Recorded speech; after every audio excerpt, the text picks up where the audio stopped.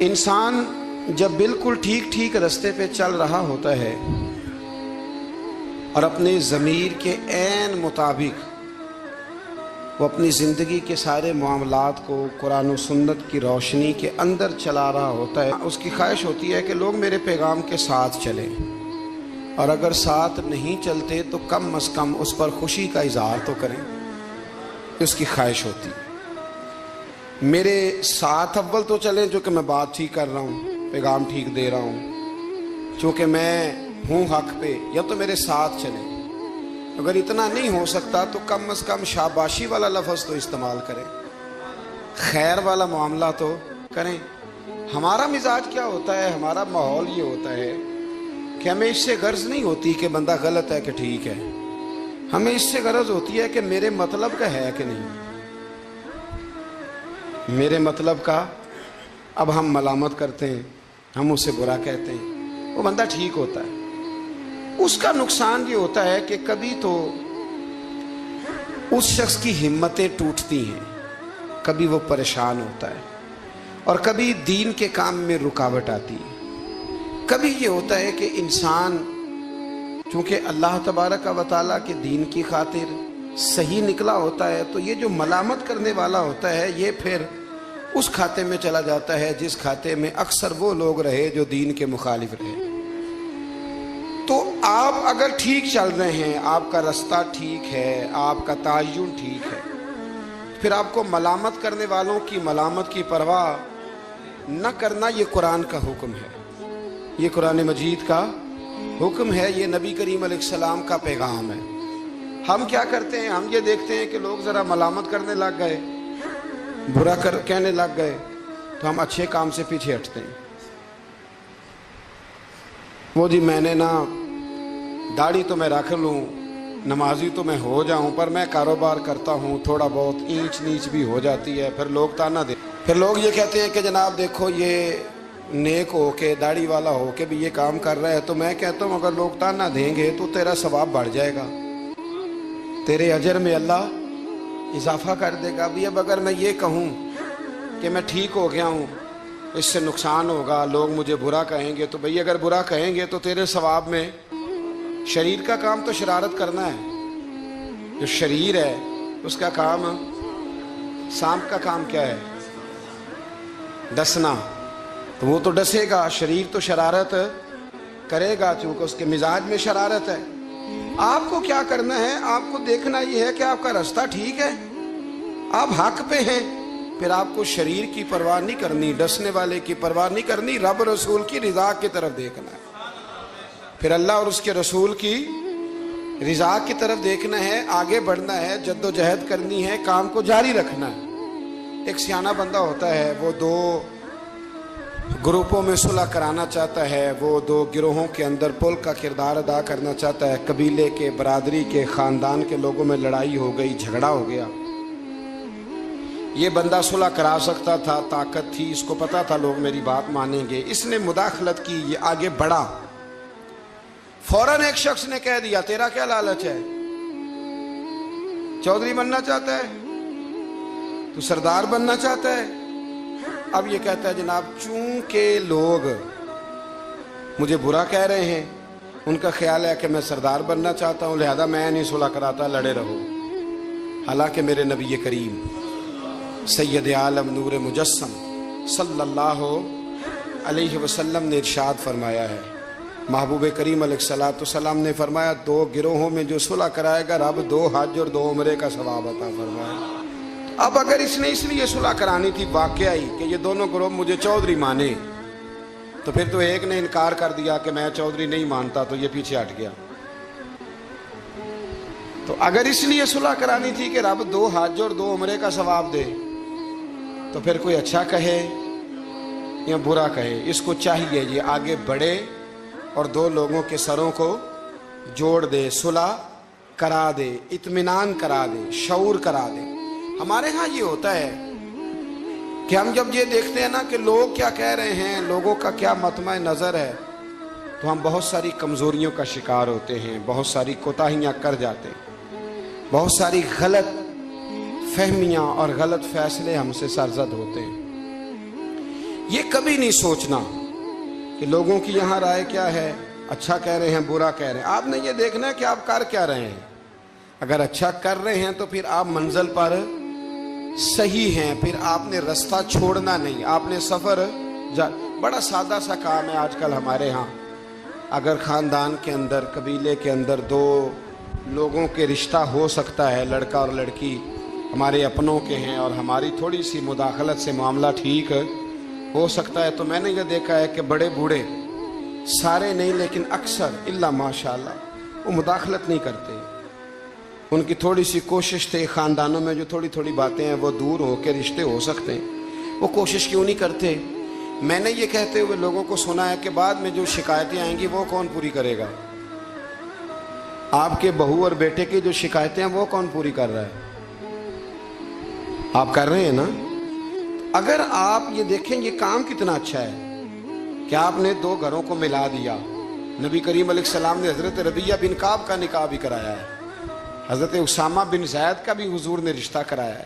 نبی پاک علیہ السلام ان کاموں پر توجہ دیتے کہ جہاں میرے آگے بڑھنے سے کہیں غلاموں کے بھلے ہو سکتے ہیں تو حضور آگے بڑھتے، وہ بھلا کرتے.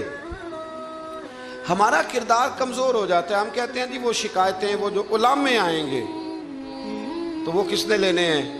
ایک بزرگ سے میں نے محبت کے ساتھ کہہ دیا تھا، میں نے کہا آپ کی کتنی زندگی ہے؟ 60-70 کے تو آپ ہو ہی گئے. آپ اپنی زندگی سیف کر رہے ہیں اگلے والی کہ مجھے کوئی شکایت نہ دے، ملامت نہ کرے، لیکن دو خاندان جوڑ رہے ہیں اس سے آپ کنارہ کر رہے ہیں. آپ 10 سال اور زندہ رہ لیں گے، 15 زندہ رہ لیں گے، آپ اپنے ان 15 سالوں کو تو محفوظ کر رہے ہیں، لیکن جو اتنا بڑا خیر کا کام تھا، اچھائی کا کام تھا، بھلائی کا کام تھا، اس کام سے آپ رک رہے ہیں. اسی طرح دو آدمی لڑائی کر رہے ہیں، جھگڑا کر رہے ہیں، ایک بدتمیز ہے، شرارتی ہے، ظلم کر رہا ہے، زیادتی کر رہا ہے، تکلیف دے رہا ہے. ہمیں پتہ یہ بندہ غلط ہے، ہمیں اس کے خلاف احتجاج کرنا چاہیے، ہمیں اسے روکنا چاہیے، یہاں ہمیں کوشش کرنی چاہیے، لیکن ہم کہتے ہیں کہ میرا بھی نام آ جائے گا تو وہ اس کے بارے میں لگا ہوا ہے نا. تو بھائی یہ یاد رکھیں مکافات عمل ہے، اگر شر کو روکا نہیں جاتا تو شر پھیل جایا کرتا ہے. اس لیے میرے نبی کریم صلی اللہ تعالی علیہ وسلم نے فرمایا اپنے بھائی کی مدد کرو، وہ ظالم ہو تب بھی مدد کرو، مظلوم ہو تب بھی مدد کرو. تو صحابہ نے عرض کی یا رسول اللہ مظلوم کی مدد تو سمجھ میں آتی ہے، تو ظالم کی کیسے مدد کریں؟ اگر بھائی ظالم ہو تو پھر بھی مدد کرو، تو مظلوم کی مدد تو سمجھ میں آئی، تو یہ جو ظالم بھائی ہے اس کی کیسے مدد کریں؟ تو حضور نے فرمایا اسے ظلم کرنے سے روک دو. یہ بھی تمہارے لیے اس کی مدد ہوگی کہ تم نے اسے بہت بڑے ظلم اور زیادتی سے روک دیا ہے. اسے سمجھاؤ کہ یہاں تم غلط ہو، یہاں تمہارے اندر کوتاہیاں پائی جاتی ہیں، تو اسے منع کر دو. یہ بھی تمہاری مدد ہے. ہم کیا کہتے ہیں؟ ہم کہتے ہیں کہ مینوں کی لگے، میرا بھی ذکر آئے گا، میرا بھی. تو بھی ایسا نہیں ہوتا. شر کو روکنا ہے، برائی کو روکنا ہے. پھر اس رستے میں اگر کوئی شخص ملامت کرتا ہے تو اس ملامت کی پرواہ نہیں کرنی، یہ قرآن مجید کا حکم ہے. حضرت ابو ذر غفاری رضی اللہ تعالیٰ عنہ کہتے ہیں کہ دار ارقم میں نا صحابہ کرام چھپ چھپ کے نمازیں پڑھتے تھے. اور یہ بھی آپ یاد رکھ لیں کہ جب تک نبی پاک صلی اللہ علیہ وسلم نے اعلان نبوت نہیں کیا تھا تو حضور سارے مکے والوں کی آنکھوں کے تارے تھے، سارے صادق اور امین کہتے تھے. اور جب حضور نے کہا قولوا لا الہ الا اللہ، کہو کہ اللہ کے علاوہ کوئی معبود، اب کیا ہوا؟ اب دو مسئلے ہوئے. ایک تو کچھ لوگوں کے مفادات کو ٹھیس پہنچی، اب انہیں ظلم چھوڑنے پڑیں گے. دین پہ آئیں گے تو ایک ہی صف میں کھڑے ہو گئے محمود و ایاز، نہ کوئی بندہ رہا نہ کوئی بندہ نواز. تو سب کو ایک ہونا پڑے گا، ایک صف میں آنا پڑے گا، ایک جگہ قائم رہنا پڑے گا. اب لوگوں کے مفادات کو ٹھیس پہنچتی تھی. وہ جو ظلم کرتے تھے، غلاموں کو بیچتے خریدتے تھے، ان پر زیادتیاں کرتے تھے، بچیاں دفن کرتے تھے، قبضے کرتے تھے، غریب کا مال لوٹ لیتے تھے. اب یہ سارے مفادات صرف انہیں بت نہیں چھوڑنے پڑتے تھے، انہیں اپنے سارے جرم چھوڑنے پڑتے. وہ کیا کرتے تھے؟ اس حوالے سے کہ اب ہمیں بڑا کچھ چھوڑنا پڑے گا، وہ واپس آ جاتے تھے، بیک ہو جاتے تھے۔ بہت سارے کام ایسے تھے جن میں وہ کمزوری کا شکار ہوتے تھے، وہ محسوس کرتے تھے کہ ہمارے لیے مشکلات بڑھتی چلی جا رہی، تو پھر وہ مخالفت کرتے تھے۔ پھر بات ذرا آگے بڑھی، میرے نبی رحمت، نور مجسم، شفیع معظم صلی اللہ تعالیٰ علیہ وسلم کی انہوں نے معاذ اللہ مخالفت شروع کر دی۔ کلمہ یہ نہیں دیکھا کہ ہمیں حق بات کہی جا رہی ہے تو حق بات پہ عمل کریں، بلکہ حضور کی ایک گروپ یہ تھا، دوسرا گروہ وہ تھا۔ حضرت ابو سفیان رضی اللہ تعالیٰ عنہ مسلمان ہوئے تو وہ بیان کرتے ہیں کہ اس زمانے میں نا اخنس بن شریک نے کہا تھا ابو جہل سے کہ یار ساری زندگی امین صادق اور امین کہتے رہے ہیں، آج ان کی کن پٹیوں پہ سفید بال آئے ہیں اور انہوں نے اعلان نبوت کیا تو ہم کیوں نہیں مانتے؟ تو ابو جہل کہنے لگا یار باتیں وہ ٹھیک کرتے ہیں، کام ان کا ٹھیک ہے، لیکن مسئلہ یہ ہے کہ اگر ہم ان کا کلمہ پڑھ گئے تو پھر چودراہٹ تو اس خاندان میں چلی گئی۔ چودراہٹ کی بنیاد پر حق بات کی مخالفت، کہ چودراہٹ ادھر چلی گئی ہے، بڑائی ادھر چلی گئی ہے، تو حق بات کی مخالفت اس بنیاد پر لوگوں نے شروع کر دی۔ اب ملامت کی جو وجوہات ہوتی ہیں وہ یہاں حسد ہوتا ہے، یا عداوت ہوتی ہے، یا اس کی بنیاد یہ ہوتی ہے کہ وہ آپ کے مفادات کو ٹھیس پہنچ رہی ہے، یا محسوس کر رہے ہیں کہ بڑائیاں کسی اور طرف چلی گئیں۔ تو میرے رسول کریم سید عالم نور مجسم شفیع معظم صلی اللہ تعالی علیہ وسلم نے دار ارقم کے اندر، پہلے حضور آنکھوں کے تارے تھے، پھر یہ حالت ہوئی کہ چھپ کے دار ارقم کے اندر صحابہ نے مجھے کہا کہ باہر جا کے بتانا نہ، کہتے ہیں نبی پاک نے جب نصیحتیں کی نا تو حضور نے مجھے یہ نصیحت فرمائی کہ ابو ذر کلمہ تو نے پڑھ لیا ہے، اب لوگ تمہیں برا کہیں گے، ملامت کریں گے، پر تم نے کسی ملامت والے کی پرواہ، تم نے کسی کی پرواہ، تم نے پرواہ نہیں کرنی۔ کہتے ہیں میں نے وعدہ کر لیا۔ حضرت ابو ذر غفاری رضی اللہ تعالیٰ عنہ ارشاد فرماتے ہیں کہ میں نے حضور سے وعدہ کر لیا کہ اب میں کسی کی پرواہ۔ اب جب میں باہر نکلنے لگا تو صحابہ میں سے بعض نے مجھے مشورہ دیا کہ ابھی بتانا نہ کسی کو، کیونکہ یہاں لوگ ملامت کرتے ہیں، برا کہتے ہیں، مارتے ہیں۔ تو حضرت ابو ذر کہتے ہیں میں نے ان کی طرف پلٹ کے دیکھا، پلٹ کے، اور میں نے کہا بھائی اب جو جس کے دل میں آتا ہے وہ کہے، غلامی کر لی ہے تو اب کر لی ہے، کلمہ پڑھ لیا ہے تو اب پڑھ لیا ہے، اب جس نے جو کہنا ہے وہ کہے، جو کرنا ہے وہ کرے، بات ختم ہو گئی۔ اب طے جو کر لیا ہے، اب تیرے ہو جو گئے، اب تیرے ساتھ نسبت ہو جو گئی تو اب تیرے ہیں۔ اور کہنے لگے میں نے حضور سے وعدہ کیا ہے کہ اب میں کسی کی پرواہ نہ کریں۔ داتا گنج بخش علی اجمیری رحمت اللہ علیہ فرمایا کرتے تھے کہ حق بات پر اور سچے رستے پر چلنے کا تو مزہ ہی تب آتا ہے جب دل ٹوٹتا ہے، جب تکلیف ہوتی ہے۔ تو رب فرماتا ہے مجھے ڈھونڈنا ہو تو ٹوٹے ہوئے دلوں کے پاس ڈھونڈا کرو، میں ٹوٹے ہوئے دلوں کے پاس ملتا ہوں، مجھے ڈھونڈو تو وہاں جا کے ڈھونڈو، میں ٹوٹے ہوئے دلوں میں ملتا ہوں، وہاں مجھے تلاش کرو، میں وہاں ملوں گا۔ جب آپ کی لوگ مذمت کرتے ہیں، جب آپ کو لوگ برا کہتے ہیں اور آپ ہوتے ہیں حق پہ، پھر مزہ کتنا آتا ہے، پھر لطف کتنا آتا ہے۔ آپ بظاہر تکلیف میں ہوتے ہیں لیکن وہ جو آپ کے اندر کی، اور پھر آپ کو وہ چیزیں محسوس کرنے بھی مزہ آتا ہے کہ نبی کتنی تکلیف میں رہے، رسول کتنی۔ ایک بات میں نے سورہ اعراف میں دیکھی، اس کو کبھی کبھی دیکھتا ہوں تو میں ورطہ حیرت میں گم ہو جاتا ہوں کہ یہ بھی ہوتا ہے۔ حضرت موسیٰ اللہ کے بڑے لاڈلے نبی ہیں یار، وہ پیغمبر رب کریم کے، وہ رسول کہ جن کا اللہ تعالیٰ نے قرآن مجید کے کم و بیش ہر پارے میں تذکرہ فرمایا ہے، اور اللہ کے وہ لاڈلے نبی جن کے لیے رب کریم نے دریا کو کہا کہ رستہ چھوڑ دے، 12 رستے بن گئے۔ اللہ کے وہ نبی جن کے لیے اللہ نے من و سلوہ نازل فرمایا، اللہ کے وہ رسول جو پتھر پر اپنا عصا مارے تو اللہ 12 چشمے پانی کے جاری فرما دے، اللہ کے وہ نبی جو اپنا عصا، اپنی چھڑی زمین پر پھینک دیں تو وہ اژدہا بن جائے۔ حضرت سیدنا موسیٰ کلیم اور سب سے بڑی بات یہ جن سے رب خود باتیں فرمائے، اللہ جن سے کلام فرمائے۔ ابن یعقوب کو اللہ نے صورت بخشی، ید بیضا کی کلیم اللہ کو نعمت بخشی، ہر نبی کو کوئی عزت کوئی عظمت بخشی، پر میری سرکار کو بے پردہ زیارت بخشی، میری سرکار کو بے پردہ زیارت بخشی۔ تو نبی کریم علیہ السلام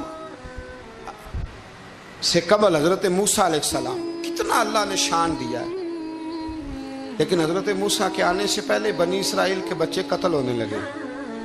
آپ نے ساری بات سنی ہوئی ہے، فرعون نے خواب دیکھا تھا، پھر بچے قتل کرانے لگے کہ وہ بچہ پیدا نہ ہو، اور پھر حضرت موسیٰ تشریف لائے تو بنی اسرائیل کو کچھ جہاد بھی کرنا پڑا، اس کے فرعون کے خلاف لڑنا بھی پڑا، آگے بھی بڑھنا پڑا۔ تو سورہ اعراف میں مفہوم آیت یہ ہے کہ ایک دن بنی اسرائیل والے حضرت موسیٰ سے کہنے لگے کہ معاذ اللہ آپ کے آنے سے پہلے بھی ہم تکلیف میں تھے اور آپ کے آنے کے بعد بھی ہم اذیت میں ہیں۔ بڑا مشکل نہیں یہ لفظ کسی کا بیان کرنا کسی کے لیے، کہ آپ کے سبب سے گویا ہمارے بچے قتل ہوئے اور آپ کے سبب سے ابھی بھی ہم تکلیف میں ہیں، ہم اذیت میں آئے ہیں۔ میرے بھائیوں، پھر سچ کہا تھا نا حضرت سعد بن عبادہ نے کہ یا رسول اللہ ہم حضرت موسیٰ کی قوم نہیں، ہم حضرت موسیٰ کی قوم نہیں جو آپ سے کہیں گے آپ لڑیں یا آپ کا رب لڑے۔ حضور ہم تو آپ کے غلام ہیں، آپ جہاں جہاں اشارہ کرتے جائیں گے ہم سر قربان کرتے جائیں گے۔ ہم وہ نہیں ہیں جو کہیں گے آپ لڑیں اور آپ کا رب لڑے۔ حضور ہم حاضر ہیں اور حاضر رہیں گے، جاننے دیں گے، گردنیں کٹائیں گے۔ حاضر ہیں اور حاضر، بولیے حاضر ہیں اور حاضر، غلامان محمد جان دینے سے نہیں ڈرتے، یہ سر کٹ جائے یا رہ جائے کچھ پرواہ نہیں کرتے۔ تو رسول کریم صلی اللہ تعالی علیہ وآلہ وسلم سے قبل آپ دیکھیے حضرت موسیٰ کے لیے اتنی بڑی بات کر دی جناب موسیٰ کی قوم، کہ حضرت موسیٰ پھر بھی دین حق کی بات کرنے سے پیچھے ہٹے۔ یہ اللہ کے بندوں کا طریقہ رہا ہے کہ وہ ملامت کی پرواہ، کس کس صوفی کو برا نہیں کہا گیا۔ آپ صوفیاء کے حالات پڑھ کے دیکھ لیں، ان پر فتوے ہیں، کسی پر کوئی ہے اور کسی پر کوئی ہے۔ آپ علماء، سب علماء کو نکال کے دیکھ لیں، کسی پر لوگوں نے کوئی چارج شیٹ لگا دی ہے، کسی پر کوئی فتویٰ دے دیا ہے، کسی پر کوئی بات کر دی۔ لوگ مخلوق تو فنکار ہے اس درجہ کے پل بھر میں، سنگے در کعبہ سے بھی اسنام تراشے، تم کون ہو کیا چیز ہے داغ کبابی۔ لوگوں نے تو مریم پہ بھی الزام تراشے۔ لوگ کیا کرتے ہیں؟ لوگ مشائخ پر الزام لگاتے ہیں، برے الزامات معاذ اللہ۔ اعلیٰ حضرت فاضل بریلوی نے بعض لوگوں پر فتوے دیے تھے، یہ بڑا مشکل کام ہوتا ہے لوگوں کی اصلاح کی بات کرنا۔ اعلیٰ حضرت نے 4 بڑے لوگ تھے جن کو لوگ بڑا جانتے تھے، ان کی غلطیوں پر انہیں تنبیہ کی اور کہا کہ اگر آپ رجوع کر لیں، توبہ کر لیں تو آپ کے لیے دروازہ بھی کھلا ہے۔ لیکن سب زور لوگوں نے اس بات پہ لگا دیا کہ وہ شدت پسند تھے، ملامت کی، ان کے خلاف کتابیں لکھی، جانے کیا کیا کہا۔ ان کی اس ایک بات کو لے کر جو کہ عین حق تھی، لوگوں نے شدت پسند کہا، اور جو فاضل بریلوی نے ساری زندگی عشق رسول کا درس دیا، جو 1000 سے زیادہ کتابیں لکھی، جو انہوں نے رسول اللہ کے ترانے لوگوں کو یاد کرائے، جو انہوں نے ہر عنوان پر قلم اٹھایا، لوگ ان کی خدمات کو بھول گئے۔ یاد رکھو، تنقید کی اینک لگا کے دیکھو گے تو ساری دنیا غلط ہی نظر آئے گی، اور محبت کے ساتھ دیکھو گے تو اللہ نے کائنات میں بڑا حسن رکھا ہوا ہے۔ رب کی مخلوق بڑی پیاری ہے، بڑی شاندار ہے، بڑی بندہ نواز ہے۔ میرے علیہ الصلوۃ والسلام کے غلاموں میں جتنے لوگ بھی تھے، ان سب کے، یہ جو ہمارا خیال ہوتا ہے نا کہ سارے لوگ ہمیں اچھا کہے، یہ خیال سرے سے درست ہے ہی نہیں۔ ساری دنیا مسلمان ہو گئی، اللہ کو ماننے لگی ہے، حضور کا کلمہ پڑھنے لگی ہے، تو آپ کو سارے اچھا کیسے کہہ دیں گے؟ جب رب رسول کے بارے میں ابھی سارے لوگ کلمہ نہیں پڑھتے، مطیع اور فرما بردار، تو آپ کا یہ دعویٰ کیسے ہے؟ آپ یہ کیسے محسوس کرتے ہیں؟ حضرت جنید بغدادی رحمت اللہ علیہ ایک شخص کا جنازہ پڑھ کے فارغ ہوئے تو لوگوں نے کہا حضور بڑا ہی اچھا آدمی تھا، ہر بندہ اس کی تعریف کرتا ہے۔ آپ فرمانے لگے غلطی ہو گئی، اس کا جنازہ نہیں پڑھنا چاہیے تھا، یہ تو ذو معنی بندہ تھا، ذو وجہین تھا، 2 منہوں والا تھا، جس کے پاس جاتا تھا اسی کا ہو جاتا تھا۔ اس نے تو سب کو راضی رکھنے کی پالیسی اختیار کی ہوئی تھی، لہذا یہ درست نہیں تھا۔ اگر یہ بندہ سچا ہوتا، حق بات کہتا، تو لوگ اس کے مخالف بھی ہوتے۔ اگر یہ صحیح رستے پر ہوتا تو لوگ اسے برا کہنے والے بھی ہوتے۔ تو چونکہ یہ درست نہیں تھا، باتیں چھپاتا تھا، غلطیاں کرتا تھا، جدھر جاتا تھا اسی کا ہو جاتا تھا، لہذا کوئی اسے برا نہیں کہتا، تو اس کا مطلب یہ ہے کہ یہ حق بات نہیں کہتا تھا۔ حضرت جنید بغدادی خود ایک دن گزر رہے تھے گلی سے، مرید شاگرد عقیدت مند ساتھ تھے، تو ایک شخص نے آپ سے کہا معاذ اللہ ثم معاذ اللہ، کہنے لگا او زندیق، یعنی اے بے دین، او زندیق۔ جب اس نے یہ لفظ کہے نا تو آپ کے شاگردوں کو بڑا برا لگا، غصہ آیا۔ حضرت جنید بغدادی رحمت اللہ علیہ نے پلٹ کے اس شخص کی طرف دیکھا تو آپ ہنسے، فرمانے لگے یار سارے بغداد کو میرا ایک ہی نام یاد تھا کہ میں دیندار ہوں، تو نے اچھا کیا ایک اور نام بھی یاد کرا دیا ہے۔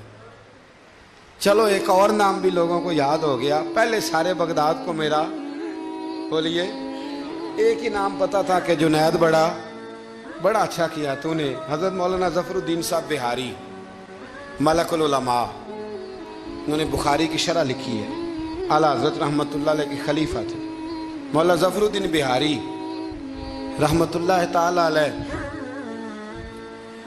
آپ فرماتے ہیں کہ اعلیٰ حضرت کو نا بے شمار خط آتے تھے، اب تو ٹیلی فون کا رواج ہے، تو اس زمانے میں خطوط ہی، ویسے خط بھی بڑا شاندار ہوتا تھا، بندہ سوچ سمجھ کے تو لکھ لیتا تھا نا، تو بڑے خط آتے تھے اعلیٰ حضرت کو، خطوط پر ہی آپ جواب دیا کرتے تھے۔ خط آتے، کسی نے کسی لقب سے پکارا ہے، کسی نے کسی نام سے پکارا ہے، کسی نے ایک خط آیا تو اس میں بڑے غلط لفظ لکھے تھے،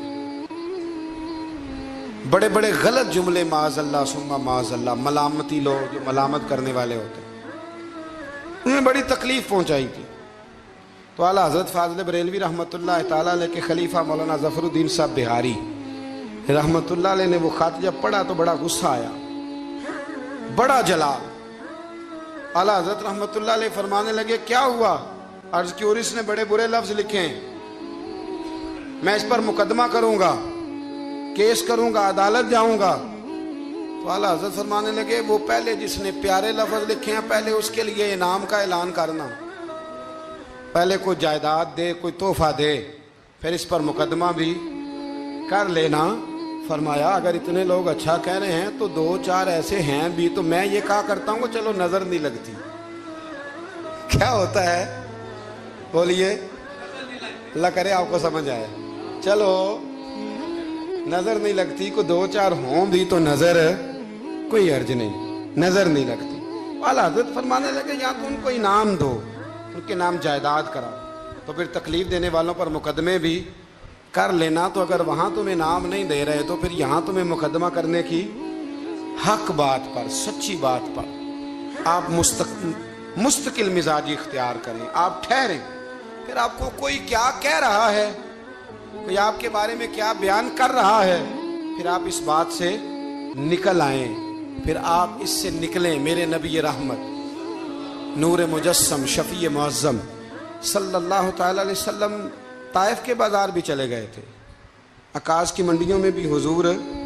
چلے گئے، نبی پاک نے کافر کے ہر سوال کا جواب دیا، اور جب دین کی تکمیل ہونے لگی مدینہ منورہ میں تو کافر ختم ہوئے تو منافق کھڑے ہو گئے، پوری صورتیں ہیں منافقین کے بارے میں، ادھر سے معاملہ ختم ہوا تو ادھر سے کبھی حضور کے علم پر اعتراض کرتے ہیں، کبھی حضور صلی اللہ تعالی علیہ وسلم کے صحابہ پر شکوہ کرتے ہیں، کبھی کوئی بات کرتے، کبھی کوئی بات کرتے، لیکن میرے حبیب کریم علیہ السلام نے ہمیشہ ڈٹ کر، کھڑے ہو کر، استقامت کے ساتھ ہر بات کو سنا، اور امت کو یہ پیغام دیا کہ تم نے سچی بات پر کھڑے رہنا ہے، تم نے دائیں بائیں پلٹنا نہیں ہے۔ امام احمد بن حنبل رحمت اللہ ہے، امام احمد بن حنبل بہت بڑے امام تھے، 14 جلدوں میں کتاب لکھی آپ نے حدیث پاک کی، مسند امام احمد بن حنبل، اور کلیجہ ٹھنڈا ہو جاتا ہے امام صاحب کی تحریریں پڑھ کے۔ اتنے بڑے آدمی، ہر دور میں کوئی نہ کوئی فتنہ پیدا ہوتا ہے، تو فتنہ اس طرح پیدا ہوتا ہے کہ لوگ دین کا نام لے کے بعض اوقات فتنہ کرتے ہیں، مرزا غلام احمد قادیانی جب آیا تھا تو وہ تشریحات ہی کرتا تھا معاذ اللہ دین کی.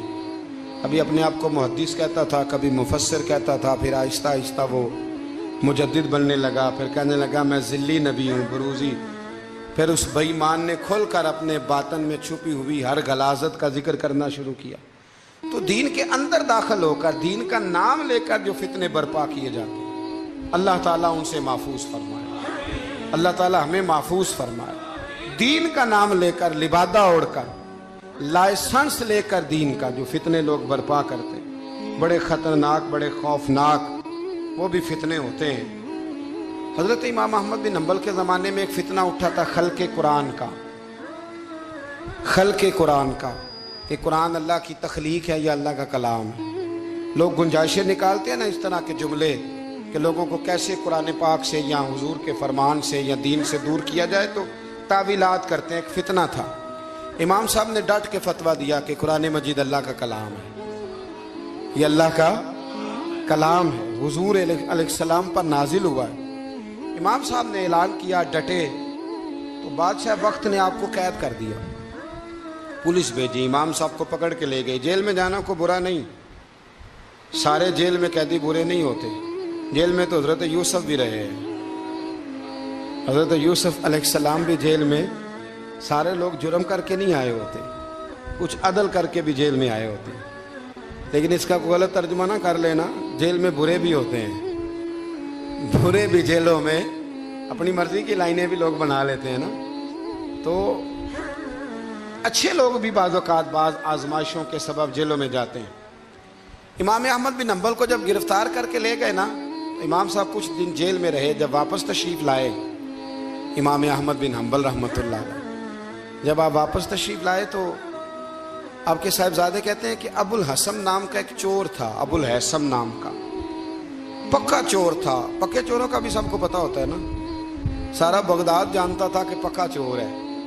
لیکن امام صاحب کچھ مہینے جیل میں رہ کے واپس آئے تو ہر نماز کے بعد اس چور کے لیے دعا کرتے, کہتے اللہ ابو الحسن پہ رحم فرما, اللہ اس پر. حد ہو گئی حضرت, چور سے ملاقات. اب آپ جیل جائیں گے تو ایسے لوگوں سے ملاقاتیں تو ہوں گی نا, قاتلوں سے بھی, چوروں سے بھی, دہشت گردوں سے بھی, تخریب کاروں سے بھی. امام صاحب کی ملاقات ہو گئی تھانے میں, جیل میں. ہر نماز کے بعد دعا کرتے. آپ کے صاحبزادے کہتے ہیں میں نے ایک دن کہا ابا جی اس چور کے لیے آپ دعا کرتے ہیں تو نماز میں بڑے نمازی شریک ہوتے ہیں, کسی نمازی کا خیال کہیں جاتا ہے, کسی کا کہیں جاتا ہے, تو آپ بتا ہی دے بات کیا ہے. تو امام صاحب فرمانے لگے یار ہے وہ چور, پر اس نے مجھے ایک بہت بڑی نصیحت کر دی چور نے. ہم تو محدثین اور علماء کی بات نہیں نہ سنتے, تو نصیحت لینے والے کہتے ہیں جہاں سے اچھی بات ملے وہاں سے لے لو. کہتے ہیں چور نے مجھے ایک نصیحت کی. حضور وہ کیا؟ کہتے ہیں جب میں تھانے میں گیا تو وہ بھی تھانے میں تھا, میرے ساتھ ملاقات ہوئی تو کہنے لگا حضور آپ حق اور سچ پہ ہیں, حضور آپ حق اور سچ پہ. کہنے لگا میں چور ہوں, چوری کے الزام میں آیا ہوں, پہلی دفعہ نہیں آیا, کئی دفعہ آ چکا ہوں. بادشاہ اور کوتوال کے ہاں میرا نام درج ہے, کئی دفعہ آ چکا ہوں, میرا ان کے پاس نام درج ہے. یہ مجھے بڑا مارتے ہیں پر میں برا ہوں تو برائی پہ ڈٹا ہوا ہوں, میں کبھی باز نہیں آیا. یہ مجھے مارتے ہیں, میری ضمانت ہوتی ہے, پھر جاتا ہوں برا کام کرتا ہوں. کہنے لگا حضور اگر میں برے کام پہ ڈٹا ہوں تو خیال رکھنا آپ تو اچھا کام کر کے آئے ہیں. حضور ذرا ڈٹ کے رہنا, دیکھنا ذرا ڈٹ کے رہنا, اس میں کوئی کمزوری نہ دکھانا, تو اچھے کام کے لیے آئے. تو امام احمد بن حنبل فرماتے ہیں مجھے اس کی بات یاد رہ گئی. اس نے مجھے کہا کہ آپ نے پرواہ نہیں کرنی کہ لوگ کہیں گے جیل گئے ہیں تو تھانے گئے ہیں تو کچہری گئے ہیں تو یہ ہوا ہے تو فلاں ہوا. نا نا نا نا, نے ڈٹنا ہے اور ڈٹ کے رہنا ہے. دوستو اس تک لوگ کیا کہہ رہے ہیں, لوگ کہاں کھڑے ہیں, اس کو چھوڑیں.